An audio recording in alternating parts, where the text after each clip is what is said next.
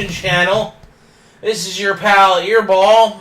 I'm going to be doing a recap of Monday Night Raw this week for November 20th, 2017. The night after Survivor Series. So, of course, Raw went off, or the show went off last night, which would be Sunday, with a victorious Raw team. Even after the screw job by Triple H, Raw was successful, won more matches than SmackDown, so they get the bragging rights. So we're all wondering what the fallout's going to be with how Kurt Angle got screwed over by Triple H, yet Team Raw still winning. Definitely could have did some different ways about this. We all know that most likely Kurt Angle is getting a WrestleMania match. Now it looks like Kurt Angle will be going against Triple H. Although there is multiple people now involved with this I Hate Triple H thing. The biggest problem is we got to get Triple H and Stephanie back on Raw. And I've heard this on other shows. I agree with it. You know, why does Triple H have to be such a dick when it comes to Raw programming? But on NXT, he's like, you know, the Messiah. He lets it be booked correctly.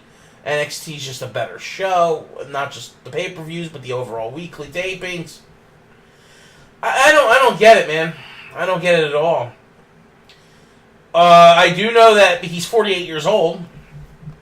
He's a future Hall of Famer, regardless of what people think of him. You know, whether he married into the company or not, with the whole Stephanie thing and how that went down all those years ago between, you know, Stephanie McMahon, him, and Chyna, and just how it's unfolded. Well, I mean, could always say God punished him. He only spawned off girls, so no boy to carry on the Triple H name, you know, and eventually be a male performer in the WWE. I'm assuming the children of Stephanie and the children of Shane, which it's funny how Shane got 3 boys, Triple H and Stephanie got 4 girls. There's gonna be 1, 2, 3, 4, 5, 6 of them, whatever, will probably be involved in the company someday. From performing to being involved maybe in storylines, and just that's a lot of years off, though. I don't want to, you know, that's probably at least a decade, if not a decade and a half away before that crap starts happening. But I'm sure we'll see it, because I don't see WWE going anywhere. I don't see them ever going out of business. They're kind of like too big to fail. I guess we'll see the prominence of the grandchildren of Vince after Vince is gone. Because, I mean, Vince is in his 70s, unless he's an 80 or 90-year-old man when they, you know, premiere on the show. I mean, it's just good, though, that you think about it. Third generation's going to take over the company once Vince is gone. And there's a 4th generation to take it over, too. I'm assuming some of those children are going to be involved in the company. And involved in storylines and eventually heirs to the throne. You know, but we got Triple H that'll definitely be heavily involved, along with Stephanie and Shane. So, I mean, I wouldn't say WWE's in good hands, or in bad hands. It's in good hands in the future. Oh, I'm sorry, I've been yawning like crazy. I'm like tired, and I don't know why I'm tired. I mean, maybe my body's getting ready for turkey. Because we all know we eat too much turkey, you wind up taking a nap. And I haven't eaten the turkey yet, but maybe my body senses that Thanksgiving is right around the corner. And let's have some turkey and pass out. So, Stephanie opens up the show, and the Boarfest begins, because we hate when Stephanie opens up the show, but they like doing these 20-minute segments of let's flap, flap, flap, flap, flap, and explain who's going to be in the main event, and show you this problem we have, because let's make it a soap opera for 29 minutes. She calls out her husband, Triple H, because, you know, she, quote-unquote, says he's the man who single-handedly led the team to victory, and Team Raw wins, yay, Team Raw, she can be gloating all year now that she beat SmackDown. And right away, as soon as Triple H hits the ring, Kurt Angle's music hits. He makes a beeline for Triple H, gets right in his grill. Basically tells him, if you ever, he doesn't say, this isn't the general manager, Kurt Angle, talking to you. This is the Olympic gold medalist, Hall of Famer Kurt Angle talking to you. And if you ever stab me in the back again, you take this job and shove it, because I'm coming for you. All right, some intensity out of Kurt. I like it. So right away we think, all right, I guess that this is going to build into Kurt versus Triple H at WrestleMania. But then Jason Jordan's music hits, and he comes out. He's like, I'm 100%. Try pedigreeing me now, Triple H. And he wants a piece of Triple H. And he's begging his dad to put him in a match. The crowd's eating it up, because I think the crowd wants to see, Triple H, kill Jason Jordan, which they definitely got to do something more with his persona, or I don't know. They need to fix him a little bit more. I'm not saying they need to turn him heel or anything. I know there's a lot of reports saying, oh, he's going to turn on his dad. I don't think they're going to go that route, at least not yet. I think they're going to do this whole family feud with Kurt and his make-believe son against Stephanie and Triple H now. But in comes Stephanie with the interrupting of Jason Jordan, saying, with the mood the cerebral assassin my husband's in, he'll chew you up and spit you out. He'll make a mockery of you. Typically, this is just Stephanie McMahon talking down the talent roster again and making them feel like shit. So, I don't know why they got to do that with her. That she has to be the queen bee and just berate and talk down to men constantly. This isn't the world we need to live in, people. Not all men are jerk-offs or shitheads. That they got to be, made to look like the lesser of the equal to the woman. I know there's jerk-off men out there. I've saw it personally in my life, how a man can abuse a woman. I'm not talking about me, but I've seen it with my eyes. And it's not a pretty thing. But, I know she's a feminist, and she constantly berates this male superstars on the roster. It's annoying to constantly see the same damn thing over and over again. But we get a lot of that in the WWE. And not the berating part, the definition of insanity. Let's keep doing the same thing and expecting a different result, because they do that all the damn time. Well, she then after says that about Jason Jordan, that my husband's in no mood. He'll tear you apart. He's not afraid of you, because Jason Jordan starts calling him a coward, and he's not afraid of anyone in that locker room. And as soon as that's said, Braun's music hits and the roar comes in. And Braun, you could see the look on his face. He's not happy. He makes a beeline to the ring, gets right in Triple H's face. He's breathing on him, dude. He's literally just like, I'm gonna kill you. It was a lot of intensity. Braun's good at that, and I like it. I really like Braun Strowman. He should be champion right now. Why he's not, I don't freaking know. So Braun wants to beat up Triple H. So does Kurt. So does Jason Jordan. Jason Jordan wants a match with Triple H. Well, Stephanie flips it and says, no, Jason Jordan, you're going to fight Braun. Braun, after stalking Triple H out of the ring, he's looking at Triple H the whole time, but as soon as that says, he 180s and looks and walks up to Jason Jordan. And Kurt gets right in the middle of him and says, please, all right, you guys are going to have a match later. Calm down right now. Kurt's trying to play mediator. I understand that. And there's something here, and I said it in my review of the pay-per-view. I think Braun Strowman has a soft spot for Kurt Angle. Maybe it's a respect thing, because he knows Kurt Angle's a performer. And he knows he's the general manager, and having an ally as the general manager helps Braun get his way. when he wants to kill someone. So, I think Braun Strowman is going to help out Kurt Angle here. Now, he's going to have this match with Jason Jordan, because Jason Jordan's not going to back down. He's still in this, I'm going to prove myself to my father mode. But we all know Braun's going to kill him. So they're going to have a match later, and you'll see. I'll talk about that at the opportune time.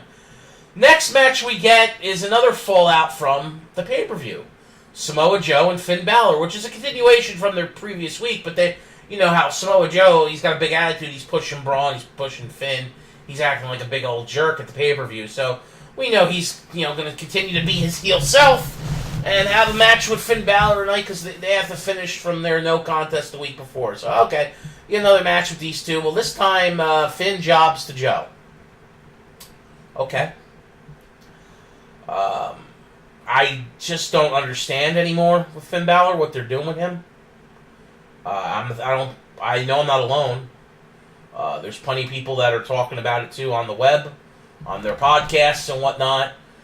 I don't understand how Finn Balor could be successfully beating AJ Styles on the pay-per-view last month, or, well, a few weeks before Survivor Series, and then the next night he jobs to Kane, has a no contest the following week to Samoa Joe, is not really too much of a big deal at the Survivor Series. He's, I think, the first eliminated, or the second eliminated from Team Raw.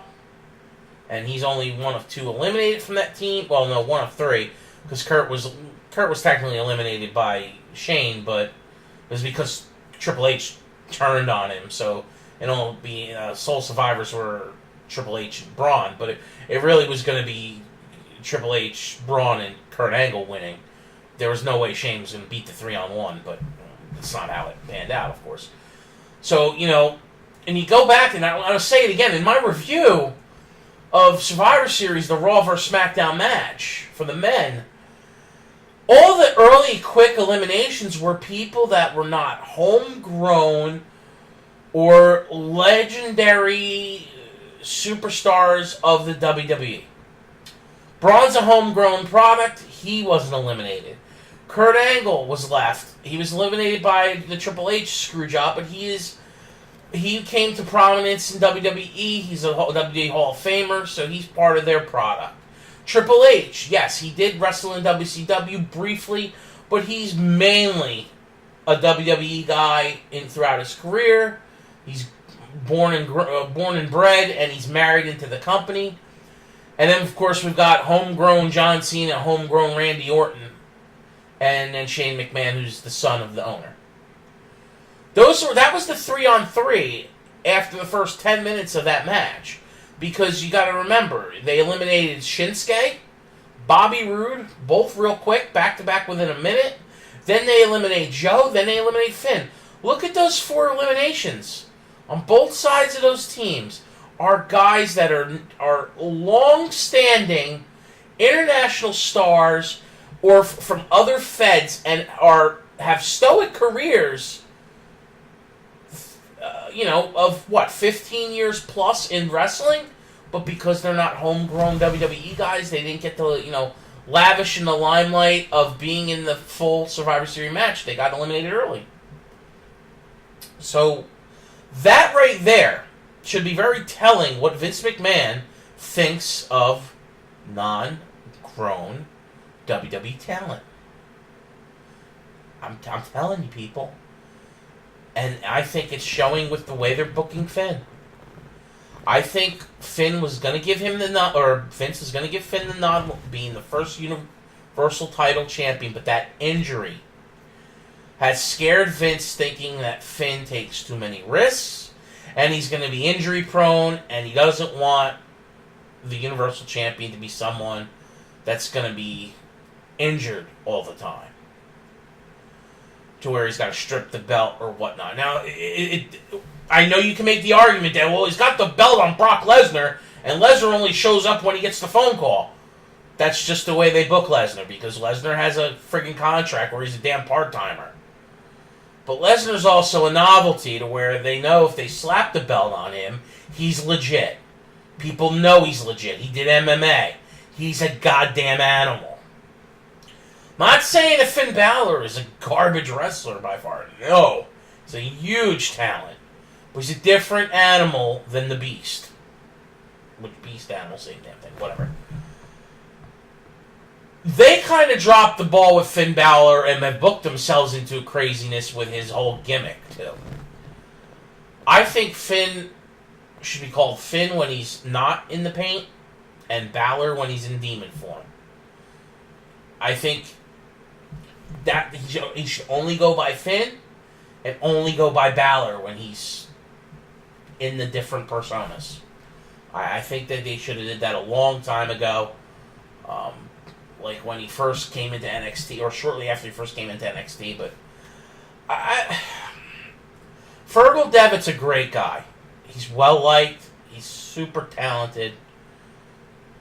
I feel his pain if he's going through trials and tribulations of not being champion, knowing that he was given the nod and it was taken from him because of an injury. The man competed with that injury, too, and finished the damn match. I mean, they could have put a stop to that match. They could have put the X up and awarded the title to Seth. At least then the WWE wouldn't have had to strip him of the belt. But I think that's why he's being kept away from Lesnar. One, they don't want Lesnar killing him, even though Lesnar can have a match with Finn Balor just like he had one with AJ Styles. But I think AJ has, out of all the international stars, that really, even though AJ wrestled for WWE before he went anywhere else in his very early young career, as a jobber, with the name AJ Styles, by the way,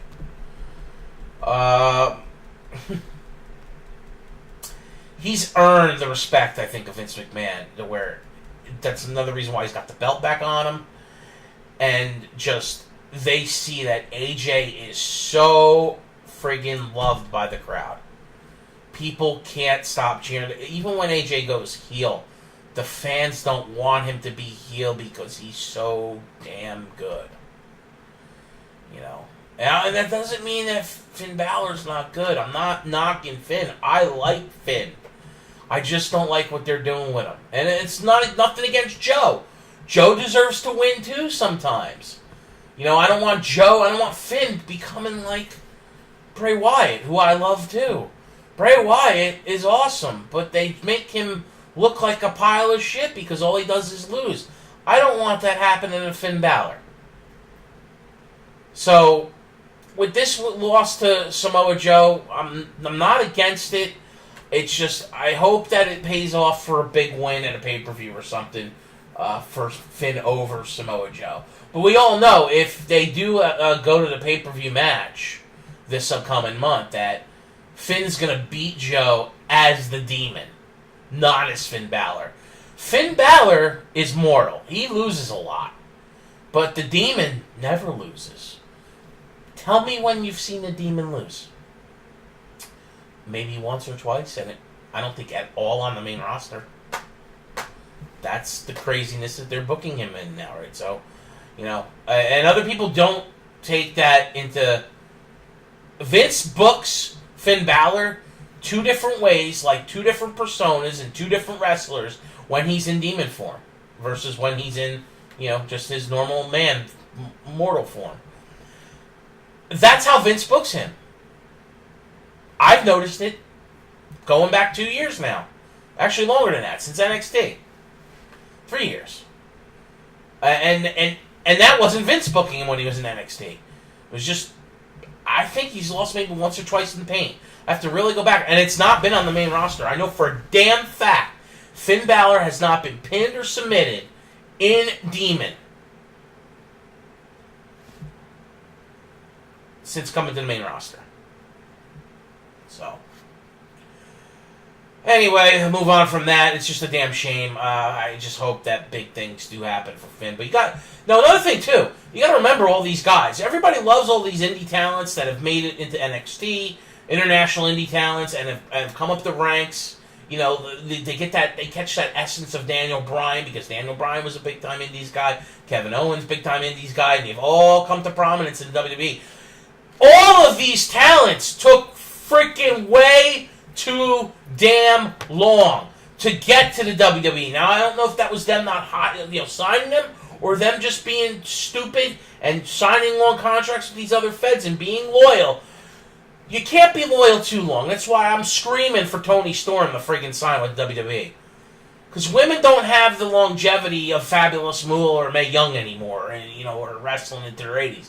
Women wrestle maybe 10 years and they go have babies and you never see them again. Maybe 15 years at the most.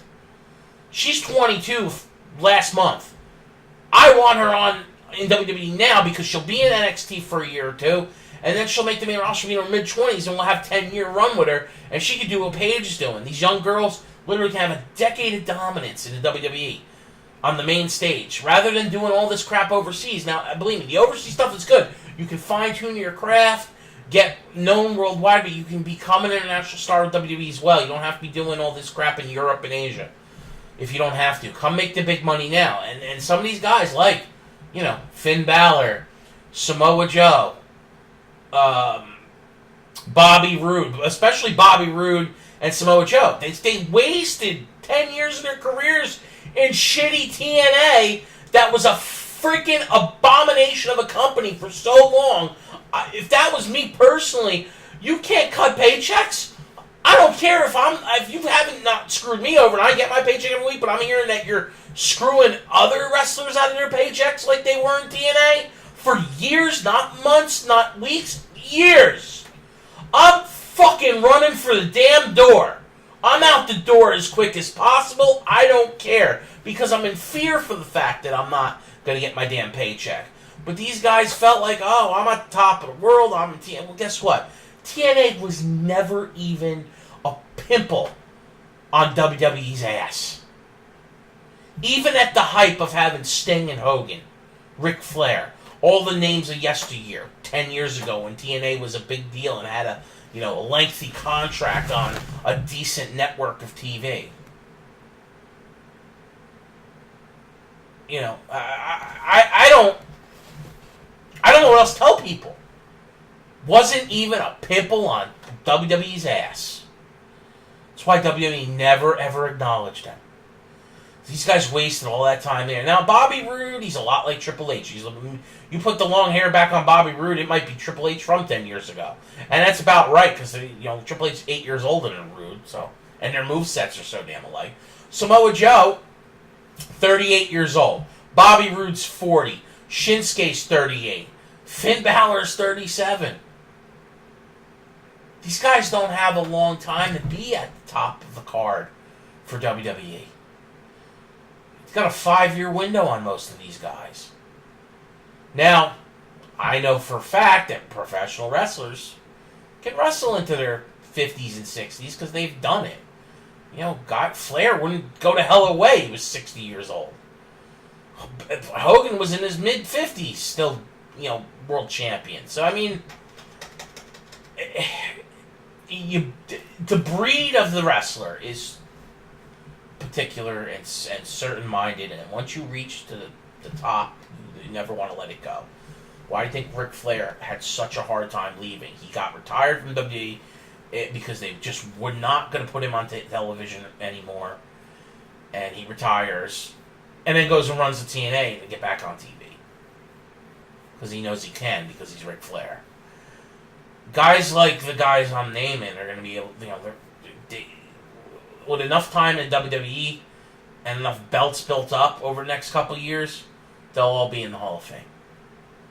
It'll take many years before they get inducted, but, barring no major injuries, they'll all go into the Hall of Fame. Look at here's another, Daniel Bryan. One of the most over wrestlers in the company who's not even an active in-ring performer these last 2 years. He's GM of SmackDown. Still gets a huge applause from the only one that's getting close to him now is AJ Styles with the pops. But Daniel Bryan still has the itch to get back in the ring. And he should never get back in the ring with the amount of concussions that he's had. And I would love to see Daniel Bryan in the ring. I would love to see him in the ring. He's got not even a 1-year-old baby to look after, to take care of now, and to make sure that girl is provided for until she's an adult. A beautiful wife at home, and a decent life between his on TV personality between, SmackDown and then Total Divas and Total Bellas. I'm sure he's got money in the bank because he's not a friggin' idiot. He's got a decent life he's living. And he doesn't quite have to, and he's, he's just a good dude. I really love Daniel Bryan as a person. He's great. We know he's itching to get back in the ring because it's in his blood to perform. He loves it. He feels broken without being able to do it. You could see it in his eyes and his body language. It's there.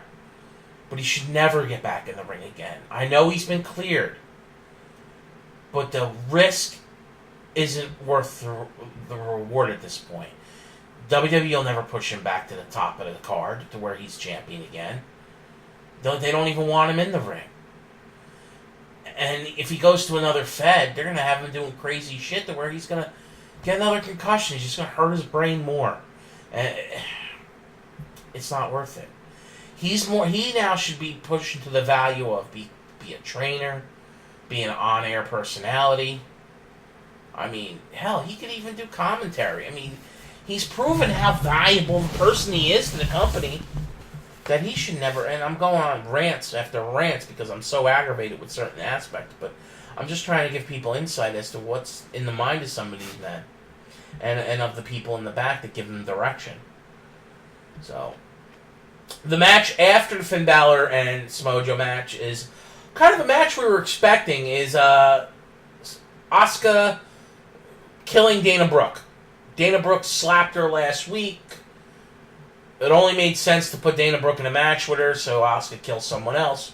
We knew that was going to happen. She defeats Dana Brooke very easily. It was still, it was a good match considering Dana Brooke sucks in the ring. But this is going to get to my point with, I mentioned it last week, Asuka can elevate every girl in that locker room because she's that damn good. She doesn't need to speak any English. Who gives a shit? Her performance in the ring is all we need. That's the English that we can understand, is the in-ring performance. As a fan of wrestling, she'll be able to carry some of these girls that don't have the experience, and that definitely will now matter with some of the girls they brought up, because other than Paige, the other two are green as hell. They are. They just are. Even on the SmackDown side, these girls they brought up, oh my god, they're freaking, So, anyway. After that, we get a Miz TV segment, and people were bitching about this. Guys, do you forget that quickly? Before Roman got sick with the mumps or the measles or whatever the hell was wrong with him, where he was off TV until Survivor Series, or the week before Survivor Series, he was doing stuff with The Miz. They were going to be feuding for that title. He was probably supposed to win it a month ago, which made it all that easier for The Miz to keep it, because he got sick. Roman got sick, so The Miz keeps the title. And I guess we were supposed to get Roman versus Baron Corbin, which means we had Roman destroying Baron Corbin at Survivor Series, but instead we got the New Day versus the Shield, which was nice. But The Miz now, it made it easy for The Miz to job at Corbin too, even though he tried to put on a good match. It's going to be different though now, knowing that after this Miz TV segment, he gets put in a match against Roman Reigns later in Raw, and then ultimately loses the title. You just knew it was happening. I mean, this is the one title that's eluded Roman Reigns. He's now what they call a Triple Crown champion. Even though to me a Triple Crown champion would be having all three titles at the same time, which the singles titles, by the way, which is the U.S. title, the Intercontinental title, and WWE title.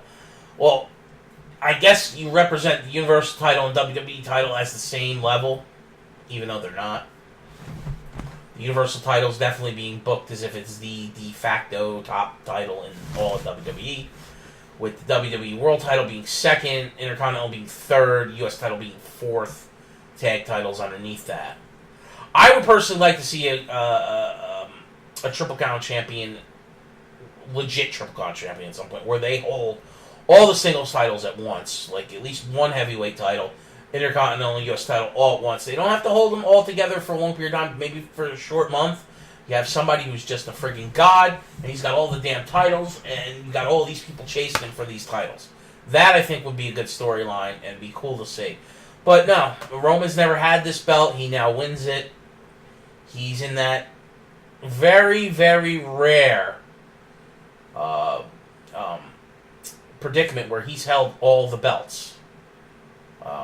And what they call a Triple Crown champion, WWE champion, Intercontinental champion, U.S.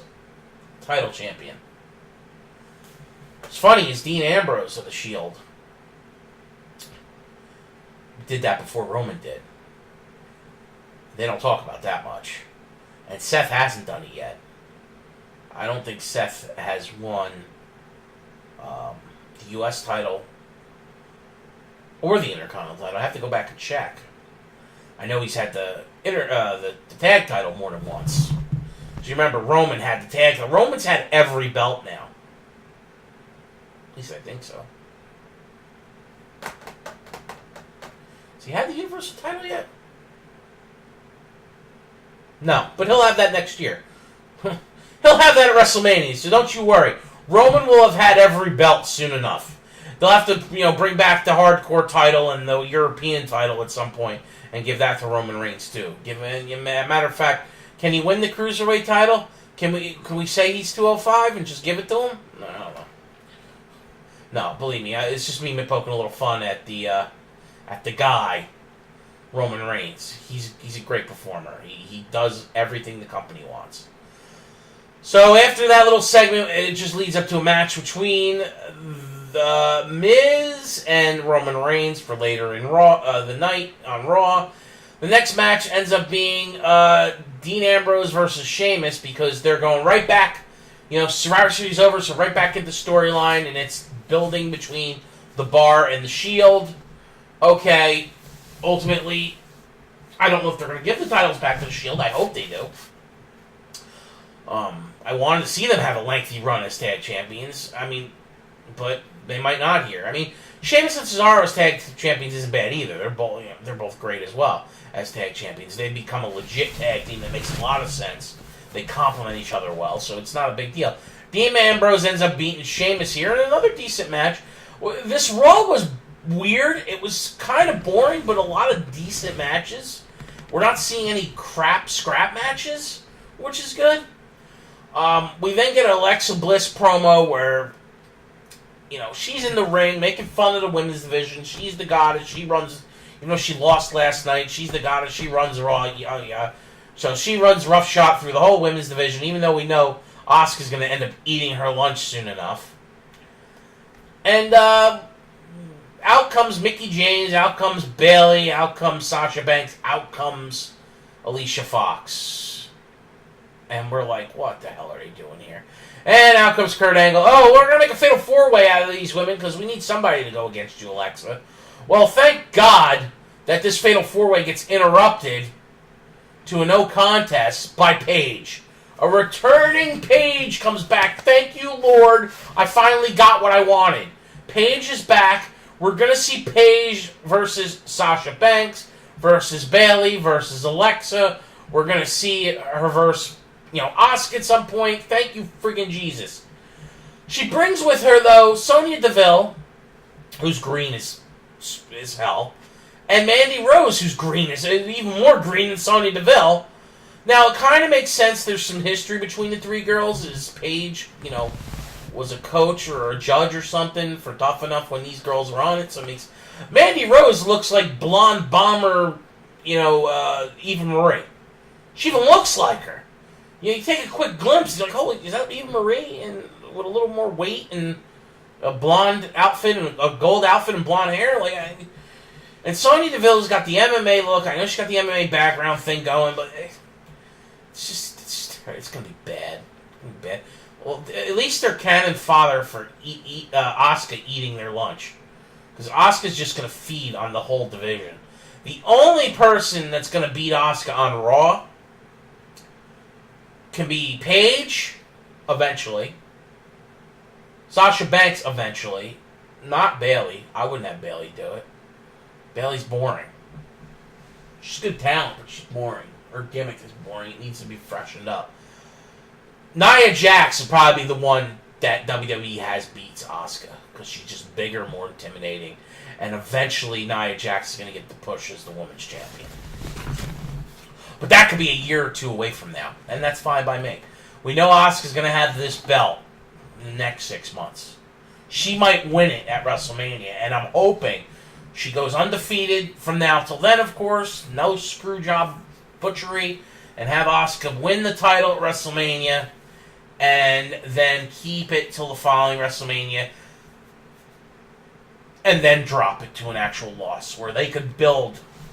They could do a 6-month build with Asuka come SummerSlam. They could either build any of the girls I mentioned. It could be Nia, it could be Paige, somebody, one of those talents, one of those worthy talents. Or they bring back Charlotte and have it be her, but they have to bring her back to Raw in order to do it. So, it's fine by me. Glad they're building up the women's division. I also talked about that on the pay-per-view recap that I did for Survivor Series. And I've been mentioning it throughout the weeks. You know, people, I really wish more people would tune in, because I obviously am doing something right. I obviously have an eye for something that I'm seeing. Knowing that they have to fill the women's divisions up on both Raw and SmackDown, because they don't have enough women. And with the, plethora of women that they signed from the Mae Young Classic, I knew that this was coming. There's going to be even more girls coming to the main roster. This isn't it. 3-3 now. I'm sure once WrestleMania hits, we get another 3-3. There's going to be a lot of girls on this show. They might even spawn off, the experiment of Raw and SmackDown for women might turn into, the women getting a show just like 205 Live does on the network. So we'll see. I'm just going to. So we get our Braun Strowman Jason Jordan match after the commercial break. Jason trying to play it off as that he's not afraid of Braun, and they, back in the locker room they kind of played that off too. And Braun was happy that Jason, wasn't going to back down to him. It's fine. Jason Jordan's definitely a specimen. He's a good athlete. He's built. His mic skills are terrible. He's green, and a lot of people aren't giving the friggin' kid the benefit of the doubt. It's like, oh, you're on the main roster. You need to be at the top of the friggin', the food chain. No. He's green. What's he been in the business? 3 years? Not even? I don't even remember when he came up. I know he was on NXT. The American Alpha duo of him and Chad Gable are collegiate athletes in wrestling. They're like Kurt Angle. They need to grow in the business. That takes time. Just like Braun Strowman. Braun has been in WWE for 4 years now.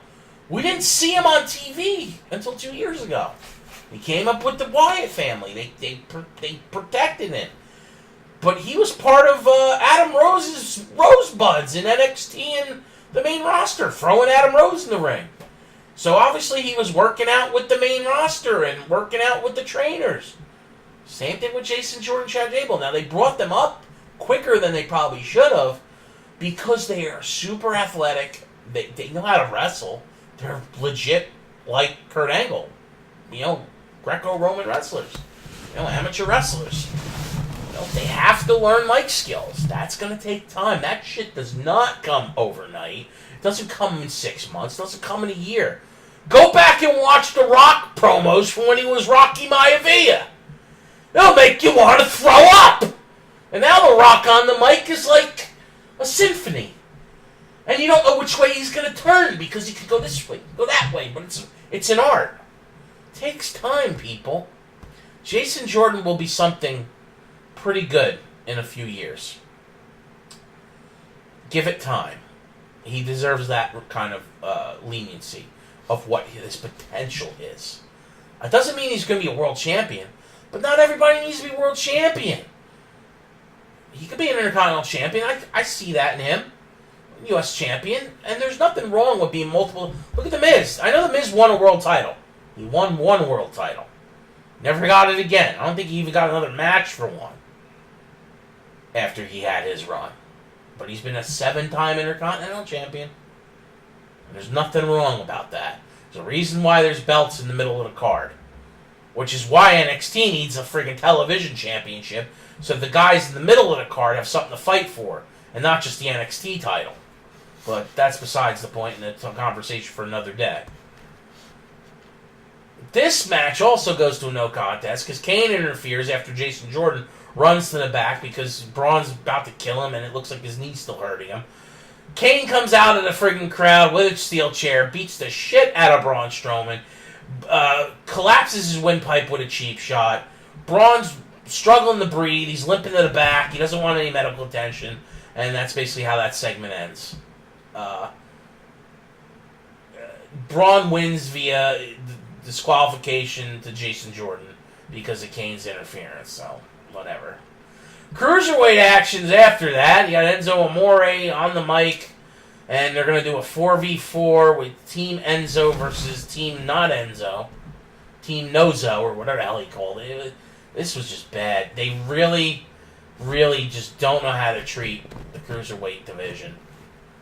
And it's pretty much come to the point where it's gone full cycle. I heard rumors that they're going to bring in more talent from NXT to kind of bolster up the division, but they need to have a Cruiserweight champion with the restriction of the 205 weight limit to be a Cruiserweight champion, but not have a Cruiserweight division restricted to only wrestling Cruiserweight matches. Let these guys wrestle other guys on the roster. You know, why can't some of these 205 guys have matches with Finn Balor? Well, they'll probably steal the friggin' show, you know. I don't know. I'm gonna blow past that because that match sucked. The 4 baby faces end up beating the 4 heels. It was just a garbage. Who cares? I'm gonna move on. After that, we get Elias and in the ring getting ready to do his Elias shtick that he does every week. And out comes Matt Hardy, who's in no mood for hearing Elias's crap because Elias just beat Matt Hardy recently. And Matt Hardy just gets in the ring, brawls with Elias, and they go to the back, chase to the back. It was kind of just a mess. It didn't make a lot of sense. It didn't look. It was probably one of the worst segments Elias has had on camera since he's been brought up to the main roster. And it's not his fault. It's probably not even Matt Hardy's fault. It just didn't go off well. I feel bad for Matt. It sucks that Jeff got hurt, that he's going to be out for so long. And the fact that the stupid owl is just holding hostage his friggin' the thing that he created in the Broken Network. Yeah, or the Broken Gimmick. Yeah, the gimmick was on their show, or the show that they bought from TNA. TNA don't even exist no more. That company's gone. GFW's gone. We got the stupid owl saying, oh, we're still Impact. We're Impact. We're not TNA, but we're Impact. Well, the same damn thing. I see an octagon ring and a bunch of B roster talent all over the place. It's stupid production on TV. You get 300,000 viewers, and you're going to hold Matt Hardy's gimmick, the most sought-out gimmick of 2017 and 2016 and 2017. Probably the hottest wrestler in 2016 was Matt Hardy because of the gimmick, even though it was only being done in front of 300,000 people a week on taped TNA shows and another couple thousand in house shows that get the luxury of seeing the Hardys wrestle. Go F yourself, Owl. I can't wait till you're out of business. You deserve all the money you lost. I understand why WWE doesn't want to pay for it, but they shouldn't have to. Matt Hardy should be allowed to do what he created. First off, they're not even going to do it the way they did it on TV over there anyway. It's only going to be Matt, maybe throw in Brother Nero, Jeff a little bit, which why can't he call him Brother Nero? Nero's his middle name anyway. It's his legit name. Not his stage name. It's part of his real name. You know, these guys don't have gimmick names. That's really Matt and Jeff. He's not going to be able to bring his son or his wife on TV. WWE's not going to go for that, or the other person. It's just going to be those two. So it's not going to be totally the same. Maybe some vignettes, I don't know, at the compound, but still, it's just freaking sad that the wrestling fans are gypped because they're assholes. Oh, it's about business. It's about money. What money? You got 300,000 people watching you each week. Your show sucks. Unreal. So, after that little debacle with Elias and Matt Hardy, we get the match of the night, the end of the show, Intercontinental Championship match, Roman Reigns versus The Miz. Miz gets a little bit of his kicks and stuff in, a little bit of his shtick. The Miztourage gets involved, but of course the Shield comes out and ends that. Roman reigns supreme, and he wins the Intercontinental title match by beating the crap out of The Miz. Match was alright. The Miz can still go, and Roman Reigns can get... It's going to be a decent match. Not going to be a blockbuster match or anything crazy, but, it's going to be what it is. Kind of at the end, though, Roman gloating about being Intercontinental Champion and smiling, and they were playing it up really nasty. Like, was this a shot in the face of the smarky wrestling fan crowd? How they treat Roman Reigns all the time. Of, hey, look, jerks, we decide to give Roman Reigns the title here. We'll just, wave at you, and, as the camera goes off, look, he's Intercontinental Champion now. Does this now mean, though, we all know that Vince has wanted to do Roman Brock again since he wanted to do it last year. He's wanted to do it since the first time they got interrupted when Seth cashed in. He wanted to do a rematch with those two for the world title. He wanted to do it last year. They scrapped it last year, but WrestleMania 34, which is this year, has already been decided at WrestleMania 33 that it was going to be Roman versus Brock for the Universal title. Are we going to see another Hogan Ultimate Warrior thing here? Is Roman Reigns going to hold this IC title going into Royal Rumble, winning the Rumble and challenging Brock Lesnar as IC champion for the Universal title, ultimately winning the Universal title and holding both titles at the same time, like what the Ultimate Warrior did? Now, ultimately, you'd have to drop the IC title. They're not going to let him keep it all, even though I would like to see that happen. And not because it's Roman, not because I'm a Roman fanboy. I want to see a legit Triple Crown champion sometime, but that can't happen no more with the way they split the titles among the brands. It'd just be cool to see. I think that's where they're going with this, but it's too early to tell. We don't know how long Roman's going to keep this IC title, but it's only 4 months away for Royal Rumble. No, January, February. Is February? I got to look. It's 2 to 3 months away for Royal Rumble, and that will be the telltale sign of what they're doing with WrestleMania, because it's the Royal Rumble, and the winner always challenges for the title. So we'll see about that. We'll see how that goes. Anyway, make sure you come back for the SmackDown recap that'll be doing, tomorrow. And make sure you like and subscribe to the channel. Tell your friends, tell your lovers, tell your kids, tell anyone about my little channel here. It needs to grow. We need to put water on the seed and help it get bigger.